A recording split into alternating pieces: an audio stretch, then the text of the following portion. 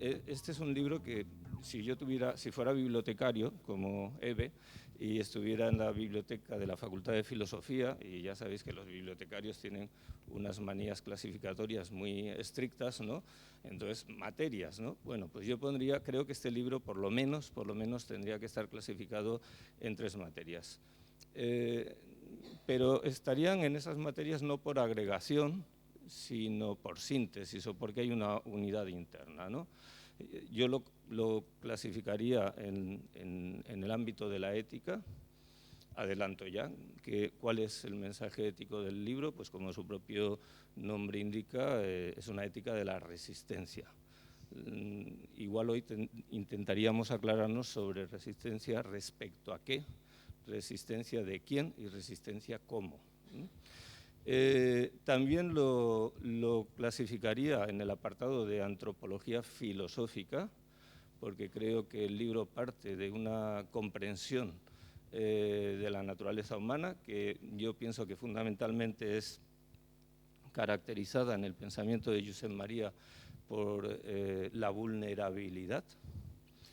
Y por último, y esto puede parecer más raro con los tiempos que corren, es un libro de metafísica, pero de una metafísica entendida, yo diría que post-heideggerianamente, como hermenéutica del sentido de la existencia humana.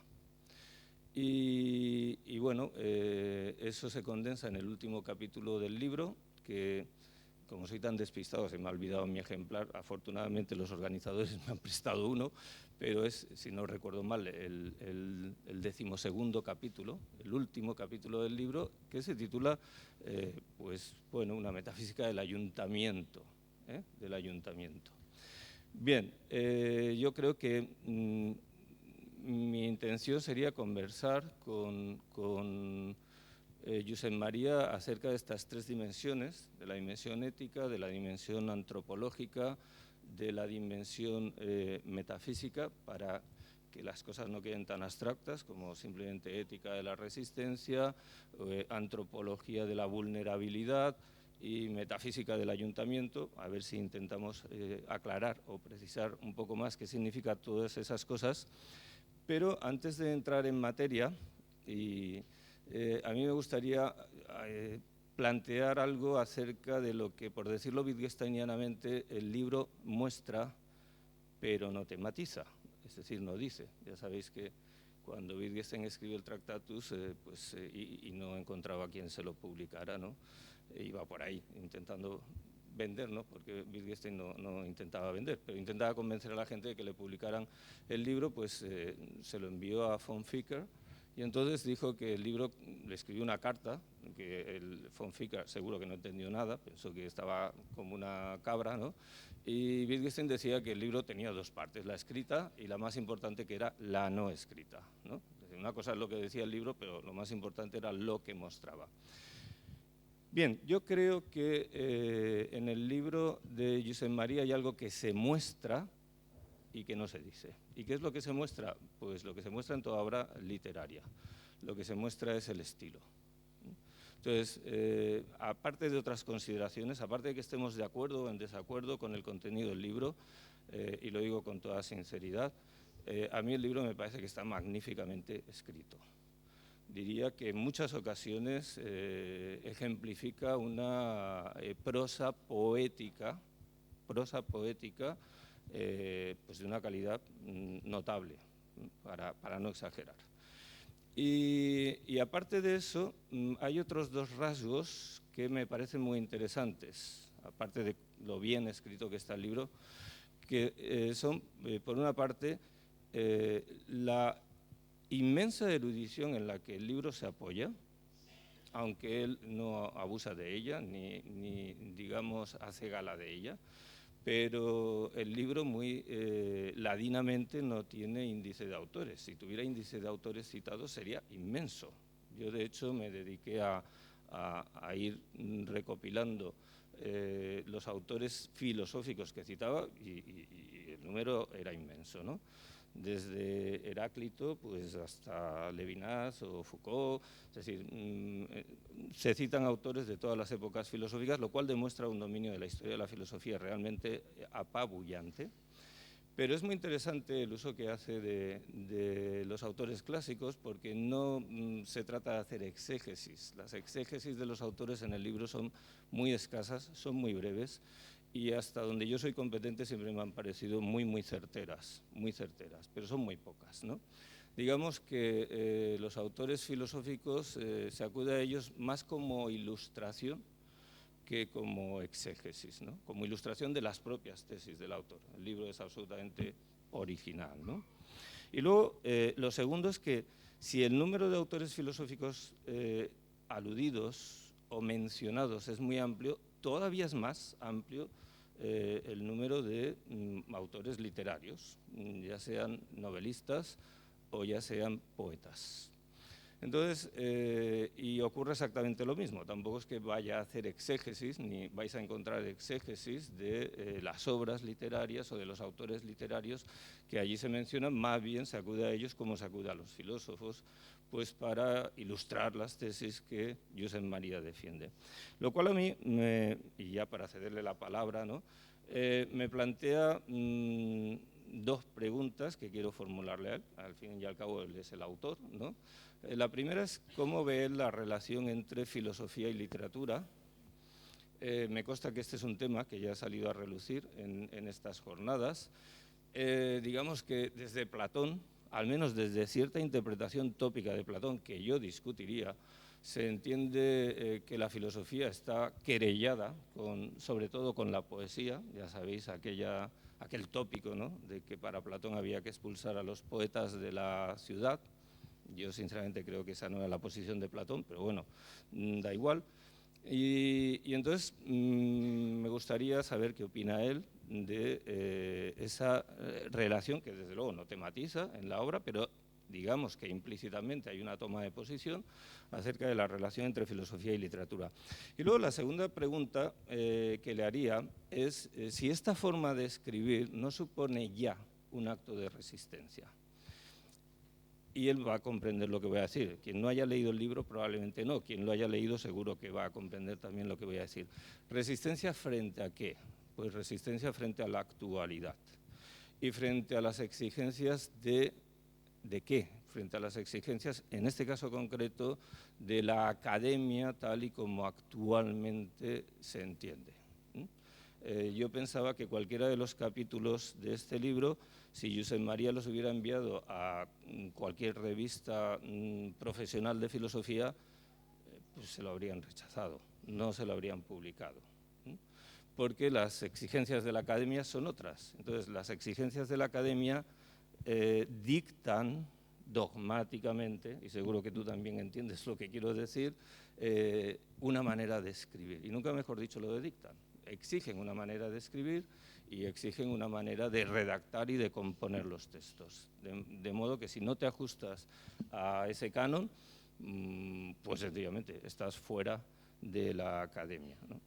Y fuera de la academia, pues igual se vive bien. Pero bueno, si quieres hacer carrera profesional en ella, pues es difícil, ¿no?, encontrar ese compromiso. Entonces esas serían mis dos preguntas, ¿no? En primer lugar, ¿cómo ves tú la relación entre filosofía y literatura?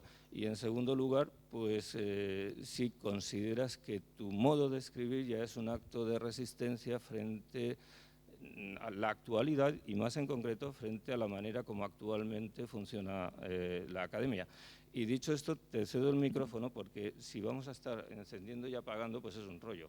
Ya lo sé, pero se lo cedo y que hable. Bueno, pues muy buenas tardes. Muchas gracias, Vicente, por la presentación que me has hecho y voy a intentar responder a estas preguntas, pero voy a hacer un pequeño prefacio precisamente relativo a lo que es la vida académica, porque al final de tu intervención decías pues que es fácil, según cómo, quedarse fuera de la lógica de la academia y de su dogmatismo. Pero yo creo que, bueno, yo he vivido toda mi vida universitaria como una suerte, un privilegio, sobre todo porque esta vida me ha permitido un diálogo crucial, que es el diálogo con mis alumnos. El pensamiento se forja en diálogo, sin ninguna duda. Y esto de poder enseñar en la Universidad de Barcelona durante tanto tiempo a personas que están interesadas en ello es un regalo. Este es un primer nivel de diálogo muy importante para mí, lo ha sido y lo es. Pero luego está otro nivel de diálogo que es el que se da con algunos colegas, que te encuentras en el camino, ¿no? Y de forma inesperada. No son muchos estos colegas porque es difícil la complicidad y la cercanía en el mundo académico, pero cuando se da también es un regalo. Y yo tengo la suerte, pues, de contar con Vicente, que es un amigo que me he encontrado en el camino del pensar y con el que hay sintonía y se ha establecido un diálogo, y por eso le estoy francamente agradecido. Dicho esto, la primera pregunta, la relación entre filosofía y literatura. Claro, a mí me parece que hablamos efectivamente de filosofía como un sustantivo, y cuando hablamos de la filosofía, pues imaginamos algo así como la institucionalización de un saber, con facultades, con currículums, con asignaturas en secundaria, con libros que se dice que son de filosofía, pero sin embargo me parece que eso, a lo que llamamos filosofía, no es exactamente algo que pueda definirse muy claramente, y no es algo que esté en el mismo nivel que otros saberes o otras disciplinas. No es como la química o la física, y luego está, evidentemente que desde el punto de vista institucional sí, porque hay facultades distintas y una de ellas es la de filosofía, pero eso no significa que la filosofía esté en el mismo nivel. Yo creo que sin duda no lo está. Está por encima o por debajo, me da igual, pero en el mismo nivel no. Es otra cosa. Es otra cosa que es relativa a un verbo, y el verbo es pensar. Se podría decir filosofar, pero filosofar no suena muy bien, y en cambio pensar sí. Y además es más experiencial pensar. Entonces, la filosofía, yo entiendo que es aquello relativo al pensar. ¿Dónde se expresa mejor eso? ¿Dónde se expresa mejor el resultado de este ejercicio de pensar? Pues bueno, se expresa en formatos distintos, de maneras distintas, y sin duda hay un tipo de literatura o un tipo de escritura que llamamos literaria, en donde hay una experiencia del pensar muy profunda. Entonces, desde mi punto de vista, aquello es filosófico.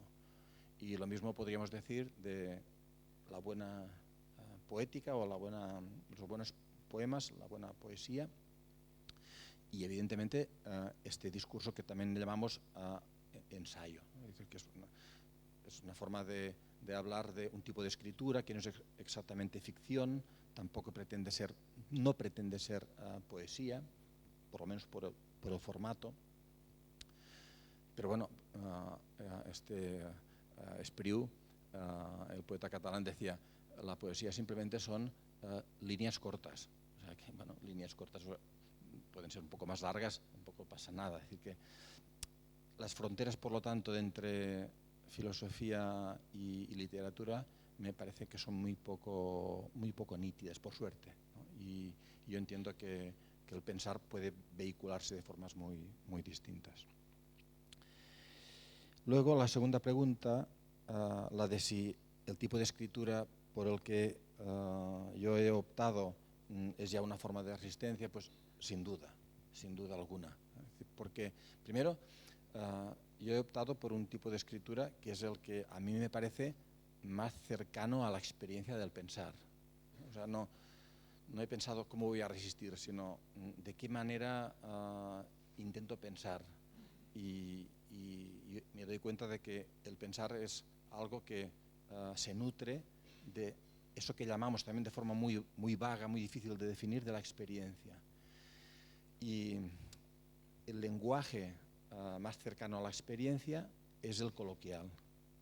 Entonces, para mí, la mejor manera de expresar el pensamiento es a través de un lenguaje más cercano al coloquial que al tecnicista. Eso no significa que en algún momento dado puedas utilizar una palabra inhabitual, un concepto más elaborado, ciertamente, pero siempre con el cuidado puesto en que este lenguaje más conceptual no desconecte de la base. Digamos que yo no creo que sea un problema el hecho de utilizar una palabra abstracta. El problema está cuando esta palabra abstracta ya ha desconectado de esa base experiencial de la cual es abstracción. Entonces, eso se convierte en algo, en el fondo, vacío. Parece funcionar y en realidad lo que está ocurriendo hoy en la academia es que hay mucho discurso vacío, mucho discurso que aparenta cientificidad, es aceptado en las revistas de filosofía o las revistas especializadas, pero en realidad muchas veces, no digo siempre evidentemente, pero muchas veces esconde casi la nada. Frente a eso, resistiéndome a eso, pues intento un lenguaje, digo, muy cercano a la experiencia y un lenguaje en el que los términos más abstractos estén siempre conectados con la base experiencial, que es en realidad su alimento. Y lo contrario, porque el problema aquí está, y termino, el problema está no solo en la abstracción, sino el problema está cuando la abstracción no solo desconecta de la base, sino que una vez desconectada la abstracción de la base, vuelve sobre la base para colonizarla. Y eso todavía es peor, porque si alguien desconecta y se va, pues que se vaya. O sea, se va, digamos, hacia arriba, ¿no? No pasa nada, no harán mucho daño. Pero cuando la abstracción desconecta y regresa a la base, eso es lo que creo que, bueno, un autor como Habermas, pero otros llaman la colonización tecnológica del mundo de la vida, del mundo de la experiencia. Entonces, eso sí que ya es mucho más peligroso y ante eso sí que me he propuesto resistir hasta el final. Bueno, muy bien. Yo tenía mi esquema, pero me voy a ajustar a tus respuestas y, por lo tanto, pues adiós al esquema. Quisiera hacer alguna reflexión. Has mencionado a Spriu y has estado constantemente hablando del lenguaje, ¿no? Y me he acordado así, como de repente, de unos versos de Spriu que voy a traducir. Más que nada para no insultar el catalán, no por otra cosa, ¿no? Pero Spriu decía, hemos vivido para salvaros las palabras, para devolveros el nombre de cada cosa, no? Hem viscut per salvar-vos els mots, per retornar-vos el nom de cada cosa. Perdón. Bien, a mí la impresión que me da es que, aunque tú dices que utilizas el lenguaje coloquial, eso es verdad hasta cierto punto, porque constantemente tú estás reflexionando sobre el significado original y ya olvidado, y aquí creo que la presencia de Nietzsche es clara, ¿no? Los conceptos son metáforas gastadas, ¿no? Que tienen muchas palabras que utilizamos, y creo que justamente la articulación de tu pensamiento muchas veces se hace sobre la base de recuperar el significado olvidado de las palabras. Por poner algunos ejemplos de tu texto, lo haces con la palabra compañero, o lo haces con la palabra enfermedad, o con la palabra enfermero, o lo haces con la palabra información, etcétera, etcétera, ¿no? Entonces, creo que por aquí podía haber una relación entre filosofía y literatura. Es decir, la filosofía, como la poesía, podía estar, creo que Espriu lo dice muy bien y muy bellamente, podía intentar, ¿no? Recuperar los significados perdidos. Yo muchas veces se lo digo a mis alumnos, ¿no? Entre las cosas para las que sirve la filosofía es para saber lo que decimos, porque creo que la mayor parte de las veces la gente no es plenamente consciente de lo que dice, ¿no? Y saber lo que se dice te hace dueño de ti mismo y te hace dueño de tu lenguaje. Eso es una apostilla, si quieres, a lo que tú has dicho, y si quieres comentarlo, pues perfecto. Lo segundo que quería decir es que, en cierta manera, mis preguntas eran no malintencionadas, sino más bien intencionadas, ¿no? Porque lo que pretendía era pasar de las reflexiones sobre el estilo ya a entrar en el contenido ético del libro, ¿no? Y creo que en la respuesta de Josep María, pues ya podemos hacer eso, ¿no? Se trata de resistir, y yo preguntaba, ¿resistir a qué? Bueno, pues creo que la respuesta más global que el libro da es el título de uno de sus capítulos, Resistir al dogmatismo de la actualidad. Dogmatismo de la actualidad que también, por caracterizarlo muy genéricamente, y Josep María se ha servido de Habermas, pero creo que define muy bien la actualidad a la que hay que resistir, pasa por la tecnificación del mundo de la vida.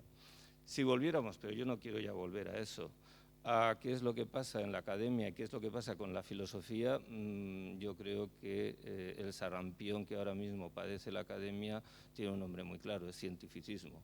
Es la importación de los criterios y de los cánones de las ciencias duras a la filosofía en particular, yo diría a las humanidades en general. Y eso, sinceramente, desde mi punto de vista, primero es un disparate y además es imposible, ¿no? Queda todo pues como una especie de vacuidad, ¿no? Como tú bien has dicho.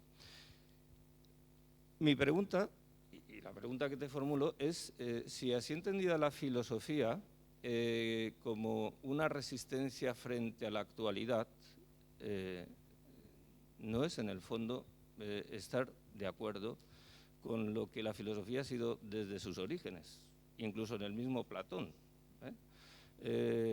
Hay que recordar que en la Carta Séptima Platón cuenta que él, pues como ateniense y de buena familia, se iba a dedicar a la política, y luego podemos hablar un poco de política, pero a un nivel muy general, no se preocupen ustedes.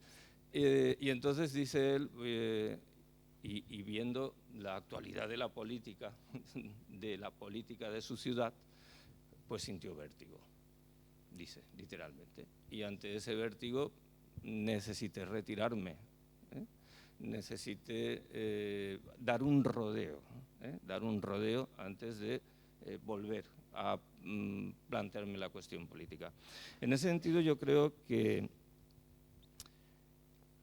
la filosofía en sí misma, si lo pensamos bien, es ya un acto de resistencia.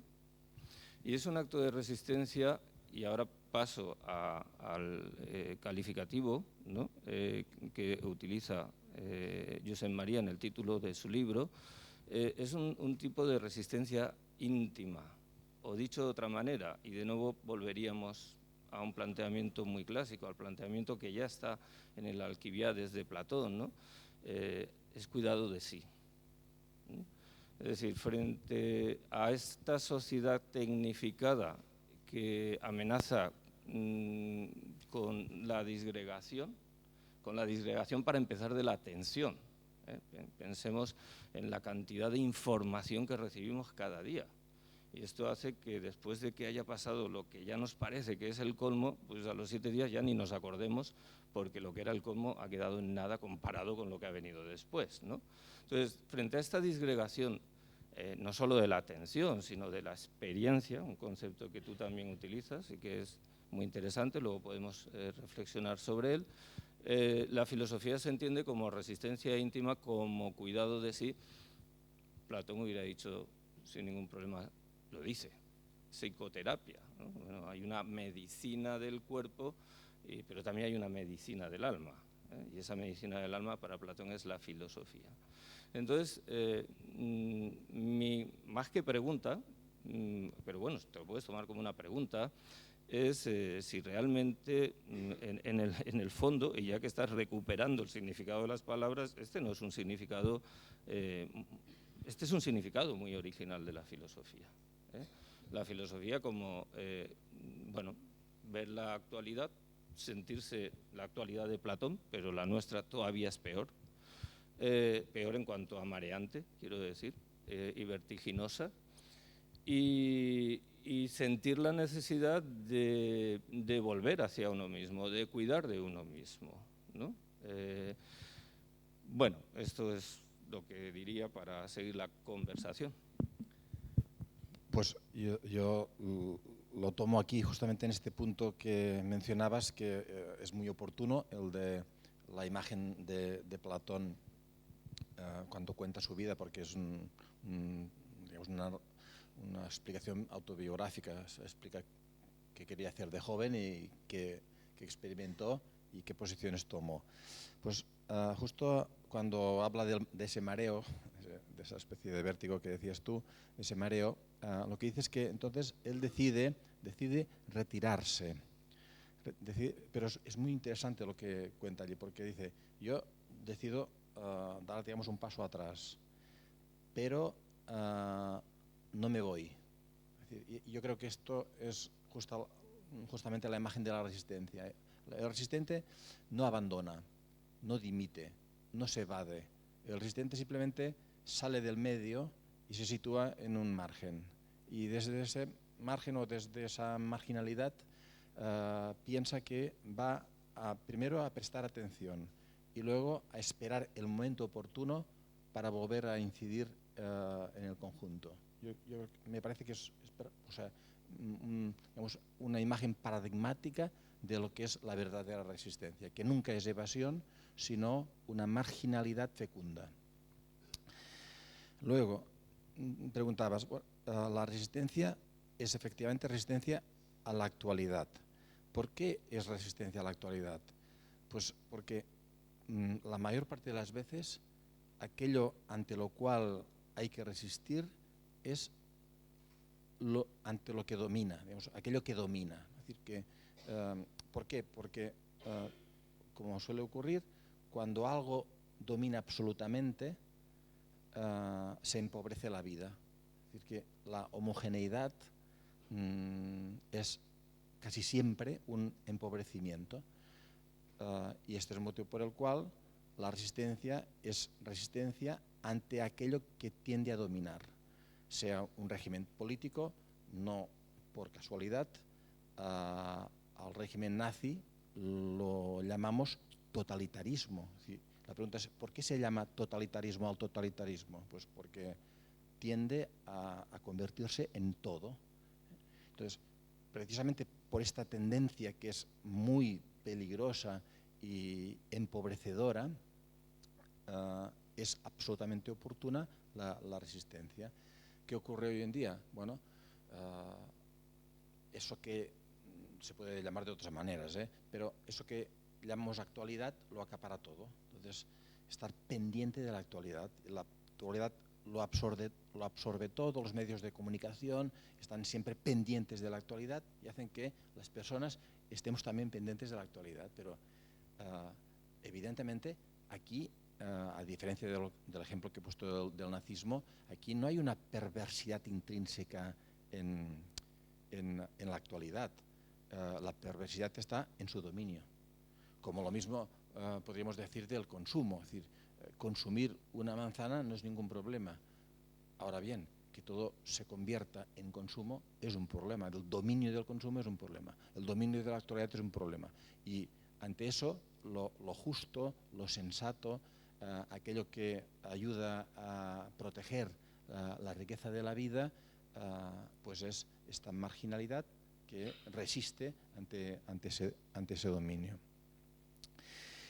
Y luego, la última reflexión que hacías si a ese dominio no se le podría llamar, en cierto modo, cuidado de uno mismo, cuidado de sí, y no tendría este aspecto muy clásico y muy hondo de ser terapia. Es decir, terapia significa simplemente cuidado, es decir, atención puesta en algo para hacer que vaya bien, que esté bien, ¿no? Que no se deteriore, que no degenere. Y efectivamente es así. Lo que ocurre es que, ¿qué ocurre? Que a veces las palabras se pierden y a veces degeneran. Entonces, la expresión psicoterapia, por desgracia, yo creo que se ha degenerado mucho. Y hoy hablar de filosofía como psicoterapia me gustaría mucho si no fuese por esta degeneración.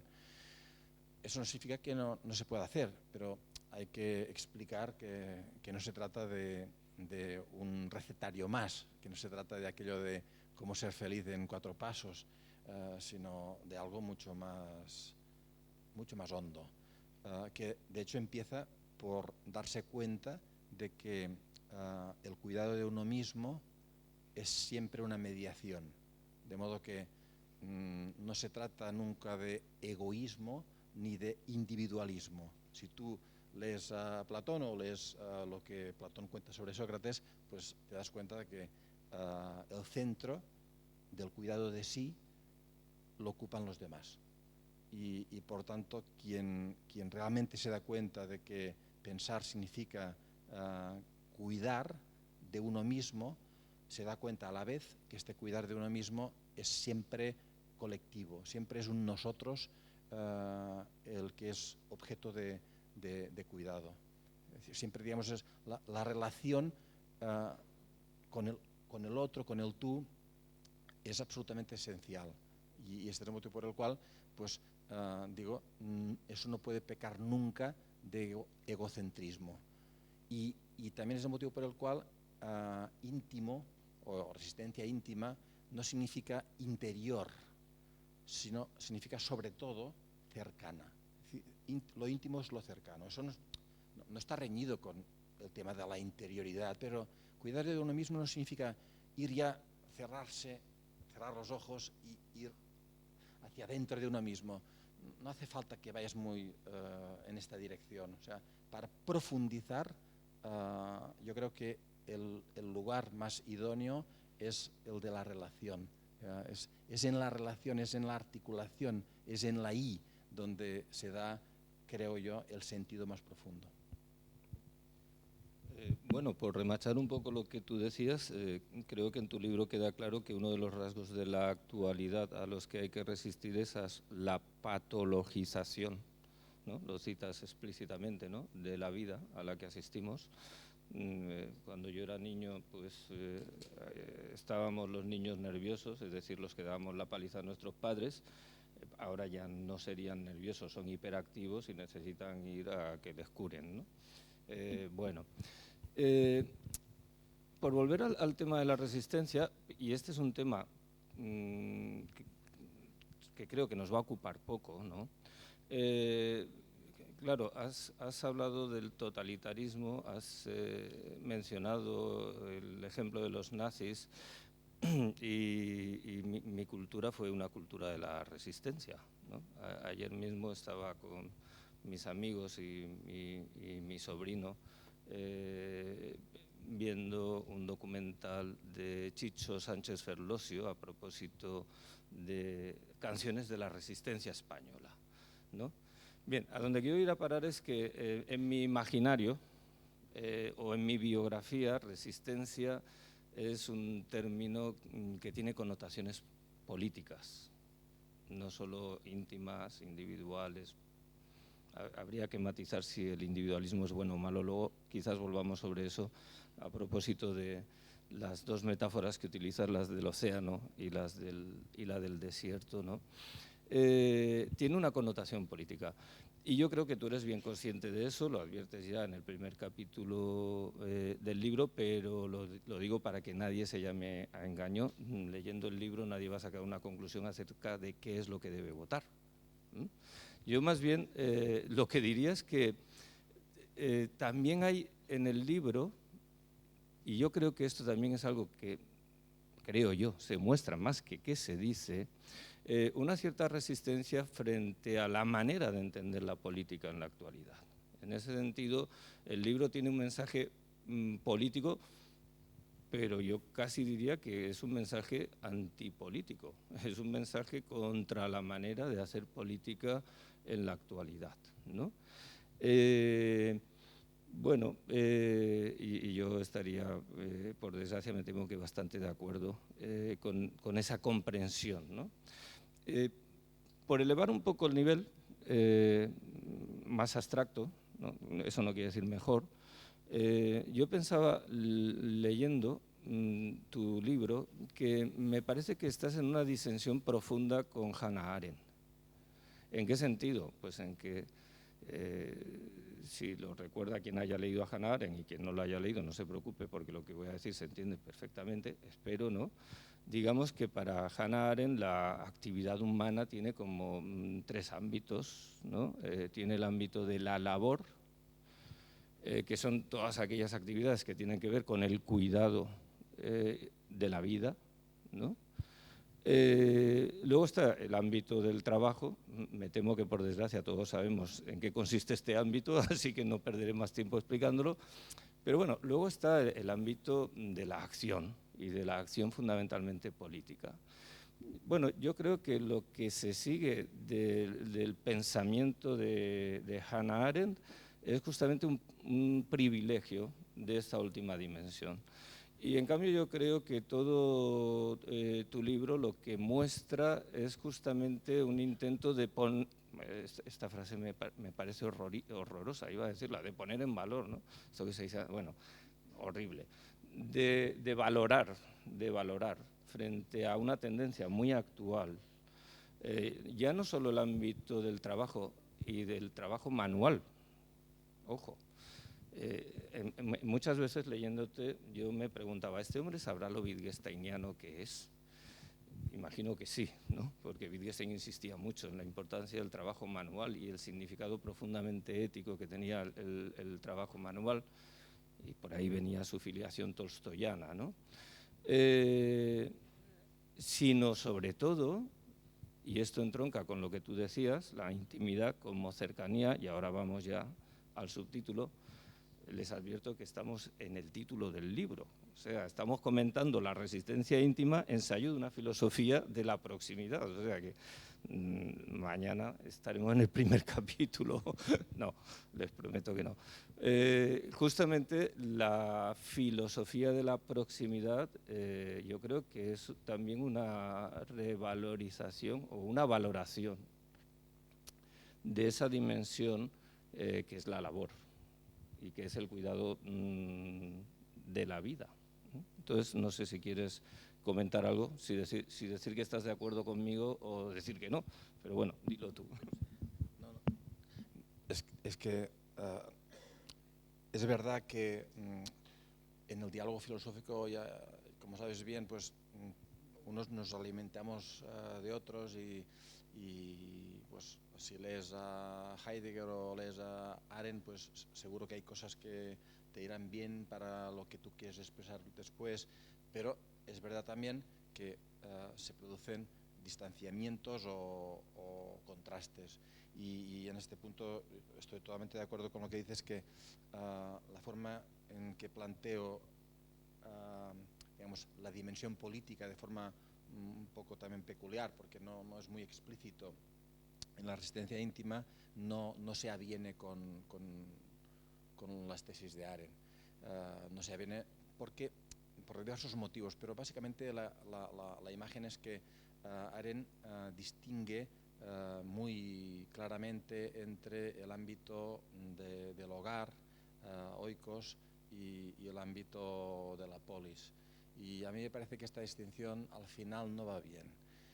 Esta distinción es la que lleva a hablar de lo privado y lo público, y efectivamente ella da mucha importancia a lo público como espacio de aparición, como espacio de luz, y en cambio lo privado como especie de resguardo, de protección.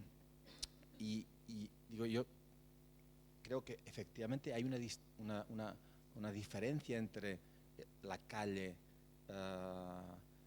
y las instituciones y las plazas y las casas, ¿no? Y es evidente que hay una distinción, pero me parece que hay un gesto que de alguna manera podría estar presente en todas estas partes.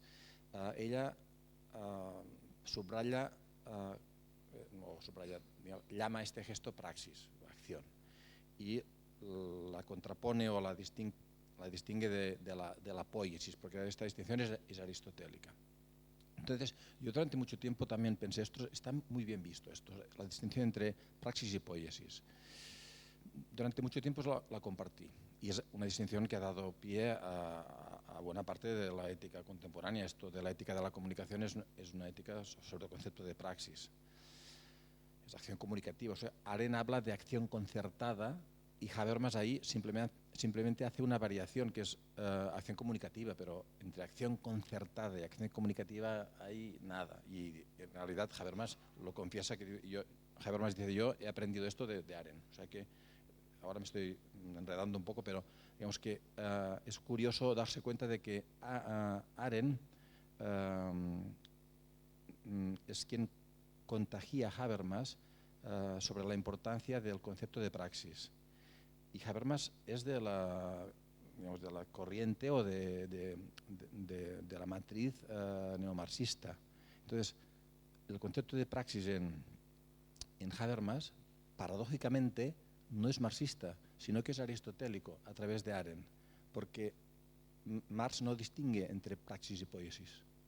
Bueno, total, que yo durante mucho tiempo pensé, esto está muy bien visto, y en los últimos años he pensado, pues no, ahora lo veo diferente, ¿no? Y he cambiado de opinión sobre este punto, y me parece que el concepto de poiesis no debe desmerecerse, sino todo lo contrario, y no es un concepto apolítico. Poiesis, en un sentido amplio, significa hacer algo bien, hacer algo, y yo añado hacerlo bien, ¿no? Hacer algo bien. Y entonces este aspecto poético que enlaza con lo que antes decíamos de la poesía, del lenguaje poético, este aspecto poético básicamente tiene desde mi punto de vista, básicamente tiene una característica, que es el de juntar bien, que es lo que significa casa. ¿Qué significa casa? ¿Qué es una buena casa? Pues es una buena juntura, un buen casamiento, una buena reunión. Casar, juntar, reunir, ajustar, son sinónimos. Entonces, ¿no es cierto que un gesto político muy, muy hondo consiste en casar, es decir, en reunir, en articular, en poner la I, digamos, esta I que articula? Me gusta mucho una expresión que sale en Horacio, en su Ars Poética. Horacio, hablando precisamente de en qué consiste hacer un poema, habla de la cállida iuntura. Cállida iuntura, es decir, cállida es de callos, o sea, del esfuerzo que se hace y de las duricias que salen en las manos a consecuencia de este esfuerzo. Entonces, creo que es muy, muy interesante esta observación de Horacio. ¿Cuándo sale un buen poema? Pues cuando se ha uno esforzado muchísimo para conseguir que la juntura sea la adecuada. Bien, eso de la juntura no solo tiene que ver con las líneas de las palabras, tiene que ver también con nuestra horizontalidad, es decir, la vida humana es esta horizontalidad sobre la cual se definen nuestras vidas singulares como pequeñas verticales, y yo creo que en cierto modo el esfuerzo político tiene que ver con la juntura que podemos ser capaces de darnos en esta horizontalidad. Por lo tanto, desde este punto de vista ciertamente muy amplio, el aspecto de lo poético adquiere un significado que a mí me resulta muy, muy atractivo. Bueno, podríamos pasar al segundo tema, a la antropología, ¿no? que está muy relacionado con esto que hemos estado hablando, ¿no? Hablábamos de que la resistencia era resistencia frente a ciertas tendencias disgregadoras de la actualidad, y se podría hacer un diagnóstico de la actualidad, un diagnóstico que yo creo que seguiría los pasos de Nietzsche, también de Heidegger, ¿no?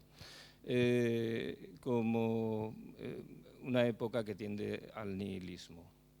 Sin embargo, yo creo que tú no interpretas solo, no diré que no lo interpretes así, pero pienso que no lo interpretas solo, y creo que además no lo interpretas más, digamos, en su acepción principal para ti no es esta. No interpretas el nihilismo como un diagnóstico epocal, sino más bien como algo que tiene que ver, bueno, como una experiencia, vamos a decirlo claramente.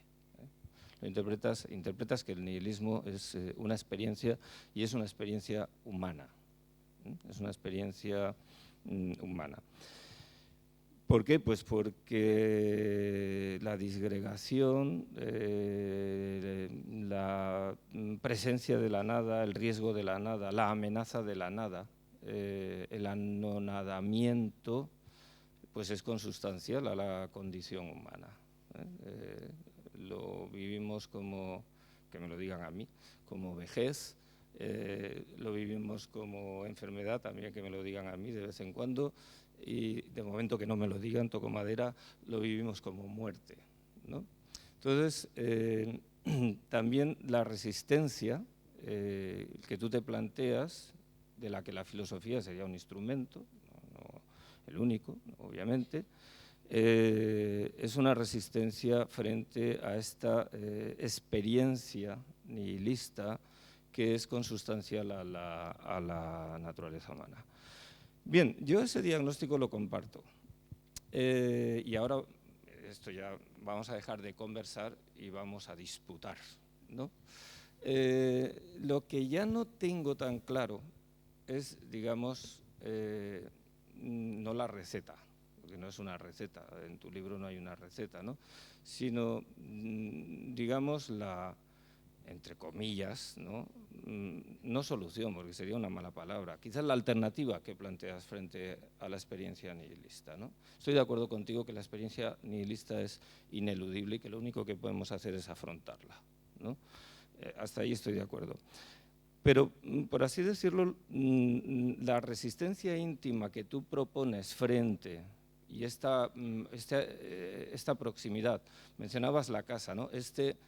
Voy a utilizar una expresión tuya, volver a casa, como manera de resguardarse frente a la amenaza nihilista o a la experiencia nihilista,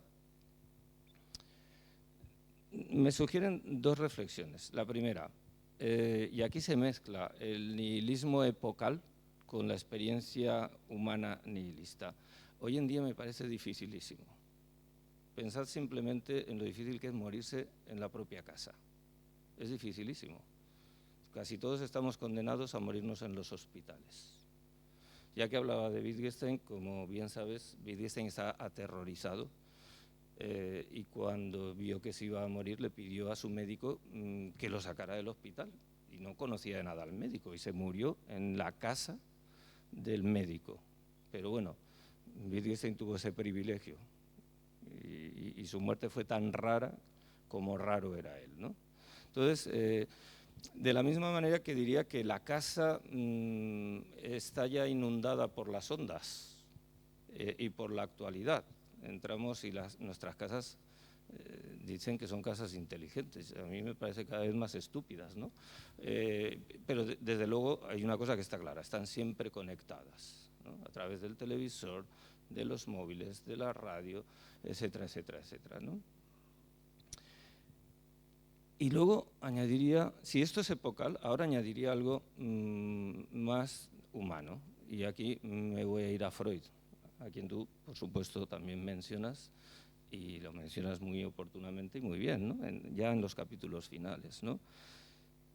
Es curioso porque Freud escribió un pequeño ensayo sobre lo siniestro y jugaba con el alemán, porque la palabra siniestro en alemán está relacionado, es la negación del hogar, de lo hogareño, ¿no? Y a partir de ahí, pues Freud lo que nos venía a sugerir es que la casa sí puede ser ciertamente el lugar del resguardo, pero, y esta etimología tú también la recoges, es el lugar de los secretos, algunos inconfesables. Es decir, es el lugar donde comparece lo siniestro, donde las pulsiones son, voy a utilizar una palabra que creo que viene muy al caso, domesticadas, que tiene que ver con domus, ¿no? En definitiva. Y ¿eso qué significa? Que comparto contigo, lo comparto, ¿no? Que la retirada a lo íntimo, entendido como tú lo entiendes, que no es solipsismo en absoluto, sino que es, como tú bien has señalado, la relación con otros, ¿no? En esos espacios que resguardan, que protegen, que son la casa, que nos protegen del desierto en el que estamos, y luego podemos volver, si quieres, o sumergirnos un poco en el océano, ¿no? Bueno, sí, es un movimiento de resistencia, pero yo ahí soy, digamos, me temo, más pesimista antropológico. A veces en la casa también está lo siniestro. A veces en la casa también está lo siniestro.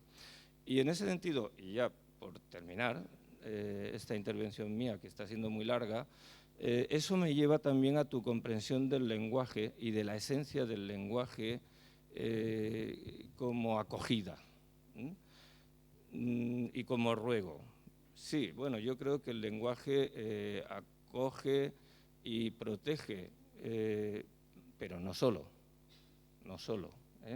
Y no creo que la esencia del lenguaje sea solo la acogida. Dudo que el lenguaje tenga, en esto soy wittgensteiniano, dudo que el lenguaje tenga esencia. Sirve para fines muy dispares, ¿no? Voy a citar a otro poeta, en este caso es Serrat, ¿no? Yo me acuerdo de esa canción maravillosa de Serrat dedicada a los niños, ¿no? Cuando dice aquello de niño, deja ya de joder con la pelota, eso no se dice, eso no se hace, eso no se toca, ¿no? Es decir, sí, la educación es amparo frente al desamparo del niño cuando siente hambre o cuando siente dolor, pero la educación también es un proceso de domesticación. Y en ese sentido me temo que soy más freudiano. Es un proceso de introducir límites a las pulsiones que, como todos sabemos, Freud, después de la experiencia de guerra, tuvo que ampliar su tópica y decir, bueno, no es solo la pulsión erótica, en el propio hombre habita una pulsión de muerte. Hay una atracción por la nada. Es decir, la nada no solo es repulsiva, la nada también nos atrae, ¿no?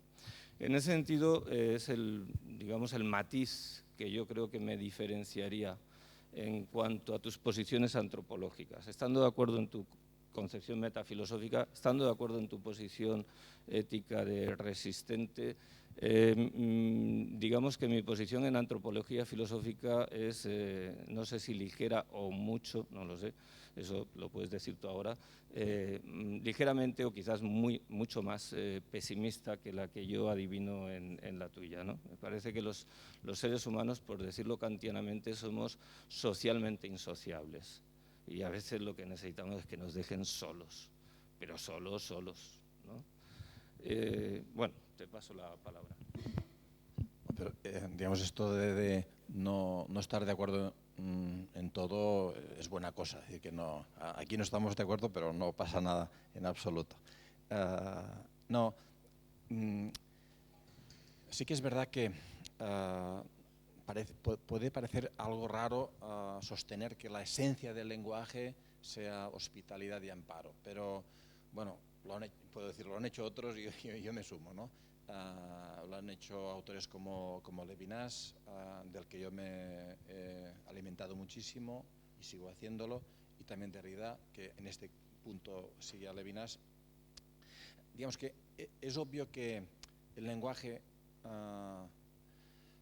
desarrolla funciones muy distintas. Y aquí simplemente, que es una divergencia importante, pero la divergencia es a la pregunta de todas estas funciones que desarrolla el lenguaje, sin ninguna duda, ¿hay alguna que es más fundamental que las demás? Y si la hay, ¿cuál es? Y yo aquí respondo que efectivamente hay una que desde mi punto de vista es la más fundamental, es decir, la más radical. Eso no significa que no estén las demás, pero esta es más radical todavía. ¿Y esta cuál es? Pues es la de hacer esta función de protegernos. Digamos que la palabra es la palabra es la primera casa. Si seguimos lo que estamos, es la primera casa. Es la casa del hombre, es el primer abrigo, ¿no? Y en realidad es el primer abrigo para el otro, es decir, que la palabra, yo lo cuento también a través de una anécdota que leí en Deleuze, que es que el canto ya hace un poco esta función, o no un poco, sino casi totalmente, es decir, que cantamos para tener menos miedo. Cantamos para tener menos miedo. En català es diu qui canta els seus mals s'espanta, no? Doncs això, cantamos para tener menos miedo, lo que significa que la palabra en tanto que canto nos protege. Bien. La idea de Levinas y de Derrida es que cuando tú quieres cuidar al otro, le dices algo. Entonces, este decir puede ser incluso silencioso, es decir, que se habla con el gesto, se habla con la presencia, pero realmente yo me imagino cuando se narra eso del paraíso en el Génesis, de que fue Adán quien puso nombre a las cosas, la variación que hago yo aquí es que no fue Adán, sino que fue Eva. ¿Por qué? Porque Adán ya estaba un poco mal, digamos, y sigue, sí. Adán estaba un poco mal, entonces Eva, para cuidarlo, empezó a decirle, fíjate qué pasa por allí. Entonces, fíjate, mira, pasa una jirafa, entonces, mira, entonces, claro, aquí lo importante es darse cuenta de que la función enunciativa del lenguaje, es decir, mira, una jirafa, no, una cosa es decir, una jirafa, un elefante. Otra cosa es decir, mira, una jirafa. Entonces, si dices mira, una jirafa, en realidad tú no estás dominando el mundo con el lenguaje, sino que estás intentando cuidar al otro, distraerlo de su angustia incipiente, le estás intentando distraer pues mostrándole algo bello. Y yo creo que o sea, tú puedes decir, claro que el lenguaje enuncia, es evidente que enuncia, pero también cuida. Y este cuidar del lenguaje es la hospitalidad que dicen estos autores. Muchas gracias, Josep.